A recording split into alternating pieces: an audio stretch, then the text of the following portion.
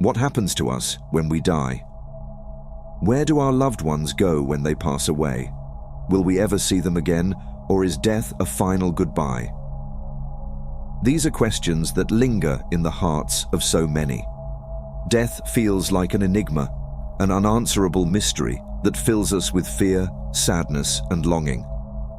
But what if life and death are not opposites? What if they are two forms of the same infinite consciousness, experienced in different ways? Life, as we know it, is the narrowing of consciousness into a focused, finite form, our individual existence. Death, on the other hand, is the release of that focus, an expansion back into the infinite from which we came. They are not separate events, but two movements within the same eternal flow. The Quran offers a glimpse into this profound reality. Every soul shall taste death, then to us you will be returned.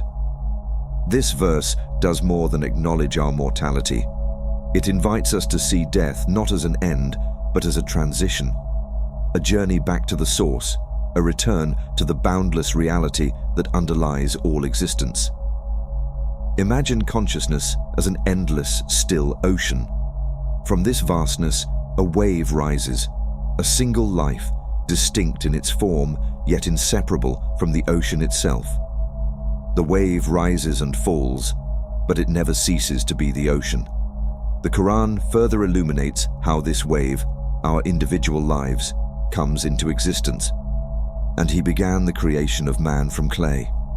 Then he proportioned him and breathed into him of his spirit. This act of creation is not merely physical. It speaks to the infinite pouring itself into the finite, the eternal shaping itself into a form that can experience individuality. Like a spark igniting within, our lives are fragments of the infinite, momentarily condensed into form. But even as we live as individuals, we remain connected to that infinite source. The wave is never separate from the ocean.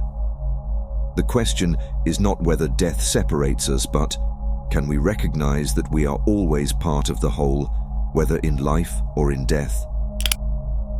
The 13th century poet Rumi offers a comforting insight. Goodbyes are only for those who love with their eyes, because for those who love with heart and soul, there is no such thing as separation. Rumi's words dissolve the fear of separation that comes with death, reminding us that the essence of those we love is never truly lost. Death, instead of being a final goodbye, becomes a shift in form, a return to the infinite source where all souls are united. The individual consciousness, upon the cessation of bodily functions, does not vanish, but merges back into the universal consciousness, akin to a wave returning to the ocean. This concept resonates with the teachings of Advaita Vedanta, a non-dualistic school of Hindu philosophy. Advaita Vedanta asserts that the individual self, Atman, and the universal consciousness, Brahman, are fundamentally one and the same. The apparent distinctions between them are considered illusions, Maya. Liberation, moksha, is achieved through the realization of this non-duality, leading to freedom from the cycle of birth and death. In this view, death is the dissolution of the illusion of separateness. The individual self, having experienced life through the VR headset of the human mind, removes this apparatus at death, allowing consciousness to expand back into its original, unbounded state. Understanding death as a return to universal consciousness can transform our perception of mortality. It invites us to see life and death not as opposites, but as interconnected phases in the eternal dance of existence. If death is the return to universal consciousness, life is the rare and sacred opportunity for the infinite to experience itself through a localized form. Consciousness contracts into the human experience, navigating a world of form and perception, yet it remains connected to the boundless source from which it arises.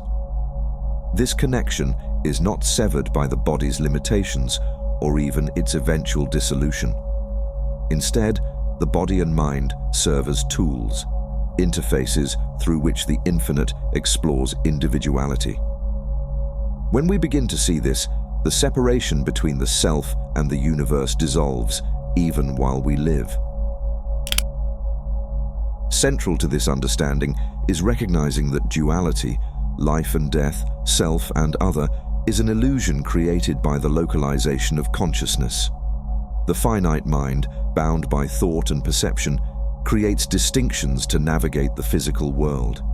It divides what is, in essence, indivisible. The Quran describes this beautifully. We will show them our signs in the horizons and within themselves, until it becomes clear to them that it is the truth. But is it not sufficient concerning your Lord that He is over all things a witness? The signs in the horizons, the external world, and within ourselves point to the same truth. There is only one consciousness, appearing as many. This realization begins to unravel the illusion of separation and duality. At the moment of death, consciousness ceases to perceive itself as a localized individual and expands back into its unbounded nature. The ego, the construct of the mind that defines I and mine, dissolves. What remains is pure awareness, infinite and eternal. This transition is not one of loss, but of liberation. The boundaries created by the body and mind no longer exist. Consciousness no longer sees itself as distinct, but as the entirety of existence. It is not a journey to somewhere else, but a recognition of what has always been. Why then does universal consciousness localize itself in the first place? The answer lies in the interplay between the infinite and the finite. Life, with all its complexity, is the canvas upon which the infinite expresses itself. The human experience allows the infinite to see itself through the lens of limitation. This does not diminish the infinite, but enriches it. Just as a drop of water reflects the entire ocean, each human life reflects the totality of universal consciousness. The journey of living is not about finding something outside oneself, but realizing that what we are seeking is what we have always been. This understanding reveals that who we truly are is not confined to the body or mind. These are tools through which the infinite explores itself but do not define its essence. The self, at its core, is eternal, always connected to the universal whole. In this realization, life becomes a sacred opportunity to witness the infinite through the finite, while death is understood not as an end, but as a return. Together, they form a seamless dance of existence, reminding us that we are never separate from the whole. We are the whole, eternally expressing and rediscovering itself. I would be happy to know your perspective on this view of life and death. Does this resonate with your own experiences or thoughts? Let's explore this profound mystery together.